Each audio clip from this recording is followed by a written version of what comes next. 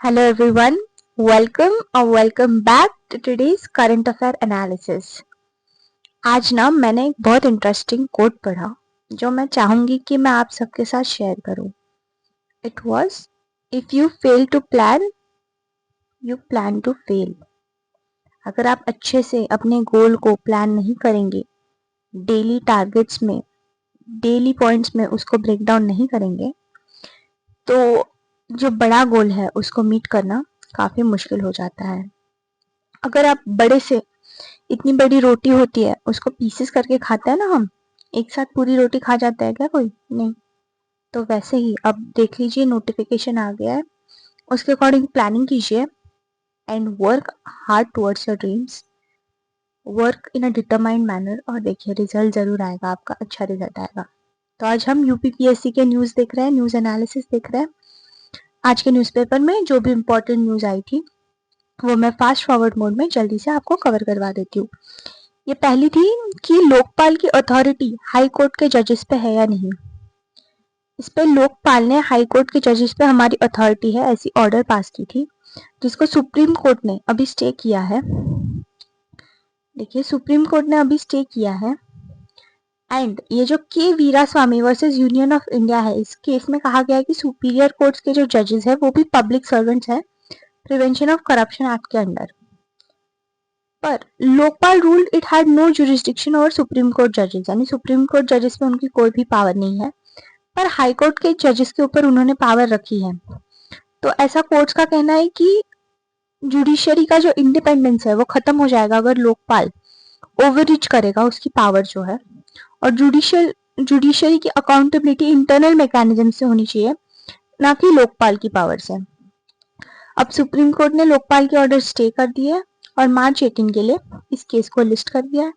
अब मार्च 18 को देखते हैं क्या न्यूज आएगी, कैसे होगा आगे। अब ये व्यू है इलाहाबादिया, रणवीर इलाहाबादिया के खिलाफ जो एससी का ऑर्डर आया है कि उसने कुछ बहुत एक्सप्लिसिट बोल दिया था यूट्यूब शो पे, India's got talent YouTube show पे, and it was not at all appropriate. तो अब सुप्रीम कोर्ट ने उनसे कहा है कि restraint on social media activity डालिए उनको सोशल मीडिया एक्टिविटी थोड़ा रिस्ट्रेन कर दिया गया है, उनका पासपोर्ट भी रख लिया गया है। तो इसके ऊपर ये ओपिनियन आया है। तो ओपिनियन ये बोल रहा है कि अगर सुप्रीम कोर्ट इसको रिस्ट्रिक्ट करेगा तो पहले वाले केसेस में जो कहा है उसके ऑपोजिट जा रहा है। जैसे मोहम्मद जुबैर केस में सुप्रीम कोर्ट ने सोशल मीडिया बैन को रिजेक्ट किया था, क्योंकि अगर हम सोशल मीडिया पे क्या कंटेंट आएगा उसको भी कंट्रोल करने लगेंगे तो फ्री स्पीच बहुत नेगेटिवली अफेक्ट होगा। प्रायर रिस्ट्रेंट जो है इंडिविजुअल्स को एंटिसिपेट करेंगे कि ये रेड लाइन है भाई, इसके आगे मैं कुछ बोल नहीं सकता हूँ, सेल्फ सेंसरशिप आएगी और फिर फ्री क्रिटिसिज्म नहीं हो पाएगा। और आपको पता है एक डेमोक्रेसी में अपोजिशन कितना जरूरी है, फ्री क्रिटिसिज्म कितना जरूरी है, तो that will be negatively affected. State को पावर मिल जाएगी ओवर रीच करने की। तो आज तो जो इंडिपेंडेंट मीडिया है, जो इंडिपेंडेंट बातें डिस्कशन सोशल मीडिया पे होती है, आप देख ही रहे टीवी मीडिया पे कभी इतना इंडिपेंडेंट डिस्कशन हो नहीं पाता, तो फिर इंडिपेंडेंट मीडिया ही क्रम्बल हो जाएगी और फ्री स्पीच सिर्फ पावरफुल्स की रहेगी। आज सोशल मीडिया पे यूट्यूब पे जो भी लगे जिसको भी वो बोल लेता है, पर ऑफकोर्स ऑब्सेंसिटी नहीं होना चाहिए, ऑफकोर्स लिमिट्स में बोली जानी चाहिए चीजें, बट अगर उसके लिए कोई लॉ आ जाएगा, लीगल लिमिटेशंस आ जाएंगी, तो फ्री स्पीच बहुत कंट्रोल होगी। श्रेया सिंगल जजमेंट में सुप्रीम कोर्ट ने कहा है कि वेग रिस्ट्रिक्शंस नहीं डाल सकते ऑनलाइन स्पीच पर, और इलाहाबादिया के केस में जो ऑर्डर आई है वो इसको कॉन्ट्रडिक्ट करती है, जो श्रेया सिंगल का जजमेंट है उसको कॉन्ट्रडिक्ट करती है। ओवर रेगुलेशन का रिस्क आ जाता है। तो एक्चुअली एससी का सजेशन है कि रेगुलेटरी वैक्यूम मत रखो, आप एक लॉ ऑर्डर रखो कि भाई कितना हम कंट्रोल कर सकते हैं। जितना वैक्यूम रहेगा उतना ओवररीच का पावर बढ़ जाएगा, उतना ओवररीच की पॉसिबिलिटी बढ़ जाएगी। Regulation is needed to curb harmful content, पर एक्सेसिव और वेग लॉज फ्री स्पीच को नेगेटिवली अफेक्ट कर सकते हैं। जुडिशियल विजिलेंस की भी जरूरत है, and restriction should not serve as a tool of suppression, लोगों की आवाज बंद करने के लिए नहीं, बल्कि सही आवाजों को अच्छे से उठाने के लिए रिस्ट्रिक्शंस का यूज किया जाना चाहिए। और सुप्रीम कोर्ट ने भी अपना ऑर्डर कंसिस्टेंट रखना चाहिए, मतलब एक केस में एक बात और दूसरे केस में दूसरी बात, ऐसे नहीं होना चाहिए। ऐसा इस एडिटोरियल की ओपिनियन है। अब इस एडिटोरियल से बेस्ड ये मेंस का क्वेश्चन है जिसको आप अटेम्प्ट करने की कोशिश कर सकते हैं। Discuss the implications of judicial restriction on online speech in India. How does the supreme courts recent stance on social media regulation contrast with its previous judgments? Analyze in light of free speech as a fundamental right. Okay अब ये prelims का question है, कौन सी cases में emphasize the need to prevent vague restrictions, मतलब ऐसा कहा है कि वेग रिस्ट्रिक्शंस मत लगाओ। इस वाली और इस वाली में कहा है, इसमें तो सुप्रीम कोर्ट ने सपोर्ट किया है इनके ऊपर जो रिस्ट्रिक्शंस लगे उनको, तो 3 को माइनस कर देंगे, 3 गया, ऑल ऑफ द अबव गया, 1 and 2 ओनली आंसर होगा। अब और एक है कि सुप्रीम कोर्ट ने कहा है जो लोगों ने एप्लीकेशन नहीं किया है उनको भी रेमिशन मिल सकता है। अब रेमिशन यानी जेल से प्रीमेच्योर रिलीज, जल्दी छोड़ देंगे जेल से प्रिजनर्स को, ऐसे भी प्रिजनर्स को जिन्होंने अप्लाई नहीं किया जल्दी छोड़ने के लिए, बट एक्सेप्शन सर्टेन कैटेगरीज जैसे बहुत सीरियस क्राइम्स किए ऐसे प्रिजनर्स को हम नहीं छोड़ सकते। और ये रूलिंग अलाइन करती है बीएनएस के नए कोड ऑफ क्रिमिनल प्रोसीजर के साथ। अब लीगल बेसिस क्या है? Article 473 and 432 of CrPC grant state governments, किनके पास पावर है? स्टेट गवर्नमेंट के पास पावर है सेंटेंसेस को रिमिट करने की, उनको वापस भेज देने की। देखो, mandates a minimum of 14 years of imprisonment before रेमिशन for life convicts guilty of offences punishable bye death, मतलब जिनको डेथ वाली पनिशमेंट मिल सकती थी उनको 14 years मिनिमम है। अब पहले होता था कि अप्लाई करना पड़ेगा फिर ही आपको रेमिशन मिल सकता है। अब सुप्रीम कोर्ट ने कहा है स्टेट सो मोटो भी ऐसे कर सकती है, लोगों को छोड़ सकती है।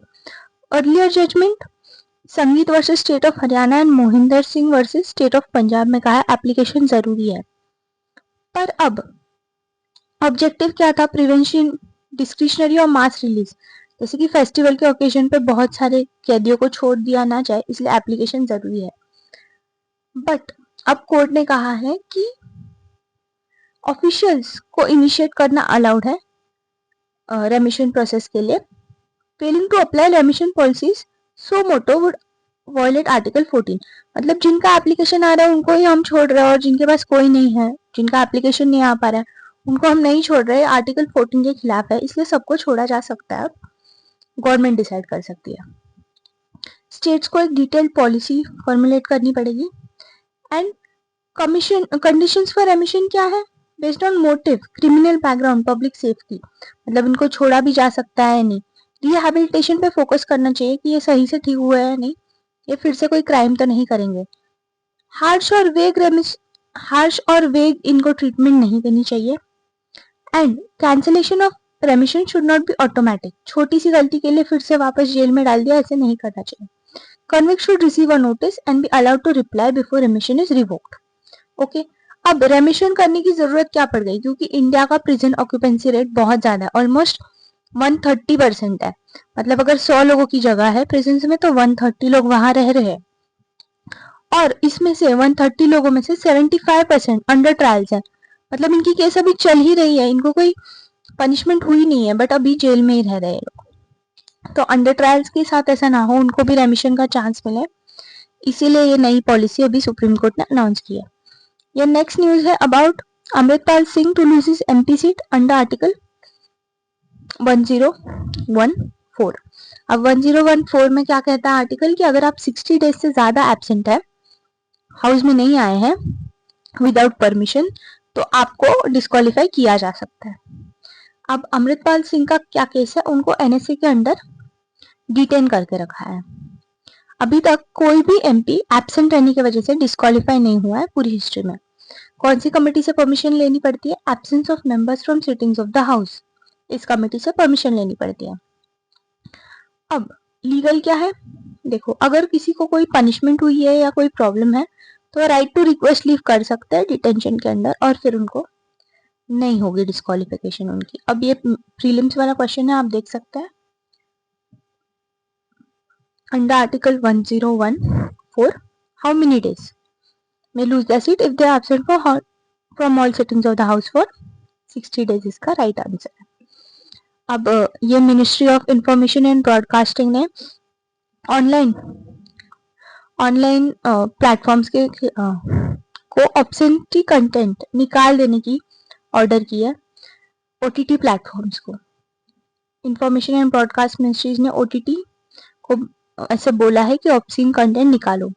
एज बेस्ड क्लासिफिकेशन जो है उसके हिसाब से इस कंटेंट को ग्रेड करना है और फिर जो गलत कंटेंट है उसको निकाल देना है।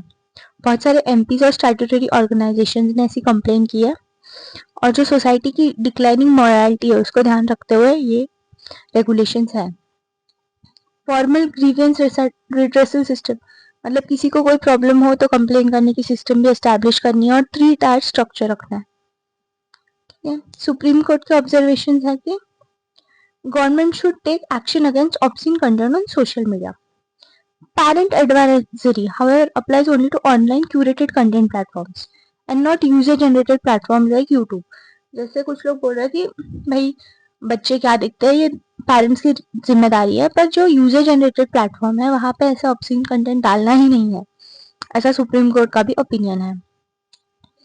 आईटी रूल सभी चीजों पे बैन नहीं लगाता है जो भी एक्सप्लिसिट कंटेंट है, बट उसको रेटिंग देना चाहिए। जो अडल्ट कंटेंट है वो जिनको अलाउड है देखना वही देख सकते हैं, और ये सारे एक्ट्स हैं जो कि इसको इलीगल डिक्लेयर करते हैं। अब नेक्स्ट देखते हैं क्या किसी को ऑफेंस लेने का राइट है हमारे कॉन्स्टिट्यूशन के अंदर। अगर हमको सही नहीं लगेगा कि अगर हमको किसी की बात सही नहीं लगेगी तो क्या हम उस पर ऑफेंस ले सकते हैं? कॉन्स्टिट्यूशन हमें राइट देता है तो नहीं। No constitutional right exist to take offence at speech. Decency and morality are grounds of restriction, but legal threshold for criminality is high. तो डिसेंसी एंड मोरालिटी आर्टिकल 19(2) का ग्राउंड ऑफ रिस्ट्रिक्शन है, but वो criminal act है या नहीं इसके लिए बहुत ज्यादा इंडिसेंट रहना पड़ेगा। तो लिमिटेशंस ऑन फ्री स्पीच काफी है। पहले तो पॉलिटिशियंस यूज कर लेते हैं हेट स्पीच को, बट सिटीजन्स को काफी रिस्ट्रिक्शंस फेस करनी पड़ती है। एक्चुअली एक इंटरव्यू टाइप क्वेश्चन आया था, इंटरव्यू टाइप आर्टिकल आया था जिसको मैं आपको समझा रही हूँ। उसमें लिखा क्या है, फ्री स्पीच को आर्टिकल 19(2) के अंडर रिस्ट्रिक्ट किया जा सकता है थ्रू लेजिस्लेशन। एग्जीक्यूटिव एक्शन नहीं कर सकता है, लेजिस्लेशन लॉ बनाना पड़ेगा, तब हम फ्री स्पीच को रिस्ट्रिक्ट कर पाएंगे। अब यहाँ पे restriction should be legally defined, constitutional morality evolve हो रही है and law must govern speech restriction. मतलब कोई भी रिस्ट्रिक्शन अगर हम लगा रहे हैं उसको अच्छे से डिफाइन करके लगाना चाहिए। अब प्रोफेन जो है वो कुछ भी हो सकता है जो कि गलत है, जो एथिकली सही नहीं है, और इसके प्रोफेनिटी को डिस्कस करने के लिए हिकलिन टेस्ट लगाई जाती है। एंड ऑब्सेंटी बहुत ज्यादा अनडिफाइंड और सब्जेक्टिव है, मतलब किसी को कुछ ऑब्सीन लग सकता है, किसी को कुछ और। एंड मॉडर्न सोसाइटी एक्चुअली काफी, जैसे इंडिया में खजुराहो टेम्पल्स है जिनको ऑब्सीन नहीं माना जाता है, बट मॉडर्न सोसाइटी काफी रिग्रेस कर गई है टॉलरेंस में। ऐसे ये जो इंटरव्यू दे रहे हैं उनका ओपिनियन है। रेगुलेशन ऑफ डिजिटल कंटेंट पे है कि सेंसरशिप सप्रेसेस डाइवर्स ओपिनियंस, तो अथॉरिटेरियनिज्म प्रमोट हो सकता है। Selective enforcement is the issue, law को वेपनाइज नहीं करना चाहिए और सभी को इक्वल अकाउंटेबिलिटी पे ट्रीट किया जाना चाहिए। ऐसा इस इंटरव्यू का पूरा सार है जो मैंने आपको समझा दिया। अब नेक्स्ट है, जैसे डोनाल्ड ट्रंप हम देख सकते हैं, he is coordinating with Russian president Putin and they are trying to solve the Russia Ukraine crisis. तो उसमें यूक्रेन को काफी इन टॉक से एक्सक्लूड किया जा रहा है। Exclusion of Ukraine from negotiation mirrors colonial history. जैसे इंडिया को भी इंडिया का फेट डिसाइड करने के लिए इंडिया को मीटिंग में नहीं बुलाया जाता था, वैसे सिचुएशन यूक्रेन के साथ हो रही है और उसकी सोवरेनिटी को अंडरमाइन कर रही है। और ऐसा यूएस ने पहले भी किया हुआ है, जब अफगानिस्तान में ऐसे किया तो तालिबान आ गया, and that was a very grave mistake on US's part. अभी भी ऐसा नहीं करना चाहिए। और arbitrary redrawing of borders lead to long term instability. जैसे इंडिया पाकिस्तान केस में देखा गया है, तो लॉन्ग टर्म इंस्टेबिलिटी होती है दोनों पार्टीज को अच्छे से इन्वॉल्व करके, मल्टीलैटरल एंगेजमेंट करके, गल्फ वाली डिप्लोमेसी अप्लाई करके, यूएन को शामिल करके, सब कुछ करके फिर डिसाइड करना चाहिए कि रशिया यूक्रेन का फाइनल पीस डील क्या होगा। rather than taking a immediate stance or rather than trying to solve this problem unilaterally. अगर यूक्रेन को नेगोशिएशन से एक्सक्लूड करेंगे तो फ्यूचर कॉन्फ्लिक्ट्स होंगे. Peace deal without justice will be a temporary pause before another war. Imperialist tendencies को देखा जा सकता है, जैसे रशिया का भी था यूक्रेन के टेरिटरीज को कैप्चर करना, तो उसको प्रमोट कर रहा है, ऐसा भी देखा जा सकता है. अब जो यूएस के प्रेसिडेंट न्यू इलेक्ट है डोनाल्ड ट्रंप, उन्होंने पुतिन जो रशिया के प्रेसिडेंट है उनको 12 फरवरी को कॉल किया था. मीटिंग हुई थी रियाद में 18 फरवरी को. यूएस का स्टांस काफी चेंज हो चुका है एंड यूक्रेन को भी ये लोग टॉक से एक्सक्लूड कर रहे हैं. अब पॉलिसी शिफ्ट का इम्प्लीकेशन क्या होगा, यूएस के इस पॉलिसी शिफ्ट का इम्प्लीकेशन क्या होगा. Reversal of Biden's Ukraine strategy. Trump अभी यूक्रेन को नाटो मेंबरशिप के लिए सपोर्ट नहीं कर रहे. Moscow satisfaction, Russia sees this as a victory and negotiation tactics. काफी यूरोपियन लीडर्स इसको as a strategic loss for the west देख रहे हैं. इंडिया की पोजीशन क्या है, न्यूट्रल स्टांस है, बैलेंस्ड अप्रोच है. डिप्लोमेटिक एंगेजमेंट इंडिया करने की कोशिश कर रहा है और इंडिया कोई पीस कम्युनिक्स नहीं साइन कर रहा है रशिया के साथ. और इंडिया की दोनों जगहों पे काफी अच्छी स्ट्रेटेजिक पार्टनरशिप है, G20, ब्रिक्स, SCO और EU मीटअप जो आ रही है उसमें भी इंडिया को ध्यान से ट्रेड करना पड़ेगा इस बात को. अब नेक्स्ट न्यूज है, US wants Ukraine minerals, 4 reasons it will have trouble getting them. अब यूक्रेन जो है आपको पता है सेंट्रल एशिया में लोकेटेड एक कंट्री है, उसके पास रिच रिजर्व्स है क्रिटिकल मिनरल्स के, जो ग्लोबल इंडस्ट्री के लिए बहुत जरूरी है. मतलब लिथियम हो गया, ग्राफाइट हो गया, ऐसे जो क्रिटिकल मिनरल्स है. अब देखिए इनके पास 50 में से 22 क्रिटिकल मिनरल्स है एंड यूएस के जो 25 आउट ऑफ 34 है, 25 और 22 क्रिटिकल मिनरल्स है. मतलब ऑलमोस्ट 25 क्रिटिकल मिनरल्स यूक्रेन में मिलते हैं. ये की मिनरल्स है graphite, lithium, titanium, beryllium, uranium, essential for high tech defence, ये यूक्रेन में पाते हैं. अब US wants to reduce dependence of China, क्योंकि चाइना के पास भी ये क्रिटिकल मिनरल्स बहुत है और चाइना ना सप्लाई चेन को कंट्रोल करके रखता है. तो यूएस को चाहिए कि हम कहीं और से क्रिटिकल मिनरल्स ले आए और सप्लाई चेन चाइना को इन्वॉल्व ही ना करें. तो ट्रंप ने क्या प्रपोज किया, access to 50% of Ukraine's mineral resources in exchange for continued military support. मतलब ट्रंप इज सेइंग आप हमें अपने 50% मिनरल्स दे दीजिए, फिर हम आपको मिलिट्री सपोर्ट देंगे. तो US officials argue that economic stakes in Ukraine would act as a security guarantee for US involvement. मतलब अगर US उनके मिनरल्स लेने वाले हैं तो फिर उनको पक्के से प्रोटेक्ट कर लेंगे. यूक्रेन के जो प्रेसिडेंट है जेलेंस्की, वो ओपन है इस डील के लिए, बट उनको और फेवरेबल टर्म्स चाहिए. यूक्रेन कॉन्स्टिट्यूशन बोलता है कि natural resources belong to its people and foreign claims legally complex हो जाएंगे. अगर किसी दूसरी कंट्री को 50% हम अपने रॉ मटेरियल्स, हमारे मिनरल्स बेच देंगे, ऐसे यूक्रेनियंस कह रहे हैं, फिर तो बहुत ही कॉम्प्लेक्स हो जाएगा. यूक्रेन की ऑलरेडी रॉ मटेरियल पार्टनरशिप है यूरोपियन यूनियन के साथ 2021 से, और बहुत सारे मिनरल रिच जो एरियाज है वो रशिया के ऑक्यूपेशन में है. एक्सट्रैक्शन और कंट्रोल बहुत ज्यादा डिफिकल्ट है यहाँ पे. लीगल हर्डल्स है, लैक ऑफ एक्यूरेट डेटा है, हमें एक्सटेंट नहीं पता है कितने मिनरल्स पक्के से है.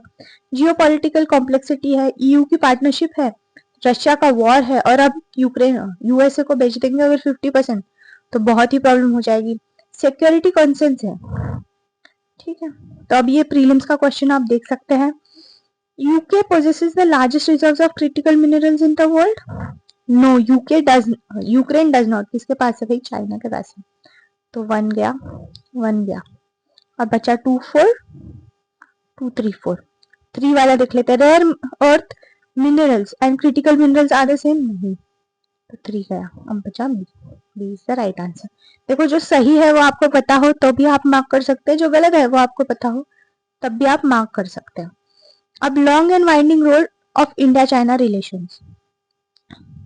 आपको पता है इंडिया के काफी कॉन्फ्लिक्ट रिटन एरियाज है, वेस्टर्न फ्रंट पे भी, ईस्टर्न फ्रंट पे भी, चाइना के साथ. और उसी विषय में टॉक्स चलते रहते हैं. हमारे foreign secretary Vikram Misri visited China in January 2025. Restoring media links के लिए अनाउंसमेंट की गई. अब पॉसिबल रीजंस फॉर अग्रीमेंट क्या हो सकते हैं? जियो पॉलिटिकल फैक्टर्स है, जो इलेक्शन हुआ है डोनाल्ड ट्रंप का और उनके डिसरप्टिव ग्लोबल पॉलिसीज है, इसीलिए इंडिया और चाइना चाहते होंगे कि वो रिकैलिब्रेट कर ले। और हिस्टोरिकल प्रेसिडेंट भी है, एक्सटर्नल प्रेशर जब चाइना पे आता है तो वो इंडिया के साथ रिकनसाइल कर लेता है। Both India and China are facing economic concerns. अब कंसर्न्स क्या है? बॉर्डर इश्यूज से रिलेटेड लैक ऑफ ट्रांसपेरेंसी है, अनसर्टिनिटी है कि कैसे चाइना बिहेव करेगा, no verifiable confirmation that China has rectified its violation. अब इंडिया ने क्या करना चाहिए? इंडिया ने अपनी स्टेटेड पोजीशन बता दी है, stability on border and restoration of status को।